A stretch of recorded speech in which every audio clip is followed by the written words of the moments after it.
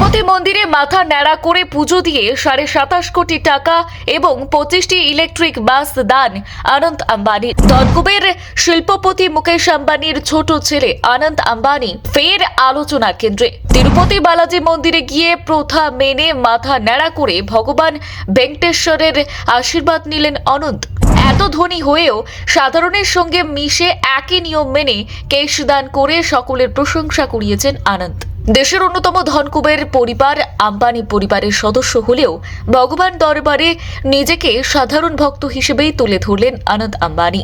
সম্প্রতি অন্ধ্রপ্রদেশের বিখ্যাত তিরুমালা তিরুপতি শ্রী ভেঙ্কটেশ্বর মন্দিরে গিয়ে প্রাচীন ধর্মীয় রীতি মেনে মাথার চুল দান করেন তিনি। পাশাপাশি মন্দির কর্তৃপক্ষকে 27 কোটি 50 লক্ষ টাকার অনুদানও দেন, যা দিয়ে তীর্থযাত্রীদের সুবিধার জন্য 25টি অত্যাধুনিক বৈদ্যুতিক বাস কেনা হবে। বর্তমানে রিলায়েন্স ইন্ডাস্ট্রিজের উত্তরসূরি হিসেবে আনন্দ আম্বানির নাম প্রায়ই আলোচনায় উঠে আসে। আম্বানি পরিবারের মোট সম্পদের পরিমাণ প্রায় 7,80,000 কোটি টাকারও বেশি বলে বিভিন্ন প্রতিবেদনে উল্লেখ করা হয়।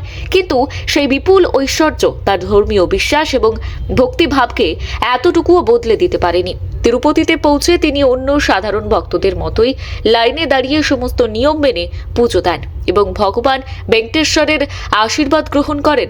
সবচেয়ে বেশি নজর কেড়েছে তার কেশদান বা মাথার চুল উৎসর্গ করার সিদ্ধান্ত।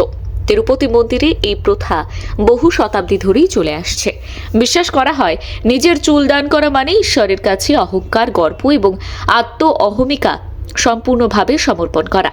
প্রতি বছর লক্ষ লক্ষ ভক্ত এই রীতি পালন করেন। আনন্দ আম্বানিও সেই ঐতিহ্যকে সম্মান জানিয়ে মাথা ন্যাড়া করেন। দেশের অন্যতম ধনী পরিবারের সদস্য হয়েও কোনো বিশেষ সুবিধা না নিয়ে সাধারণ ভক্তের মতো এই আচার পালন করায় অনেকেই তার প্রশংসা করেছেন। শুধু ধর্মীয় আচার পালনেই তিনি থেমে থাকেননি। তিরুমালা তিরুপতি দেবস্থানমকে 27 কোটি 5 লক্ষ টাকার একটি অনুদান দেওয়ার ঘোষণাও করেন তিনি। মন্দির কর্তৃপক্ষ জানিয়েছে এই অর্থে 25টি বৈদ্যুতিক বাস কেনা হবে। এই বাসগুলির মাধ্যমে প্রতিদিন লক্ষ লক্ষ তীর্থযাত্রীকে আরও সহজ, আরামদায়ক এবং পরিবেশ বান্ধব যাতায়াতের সুবিধা দেওয়া হবে।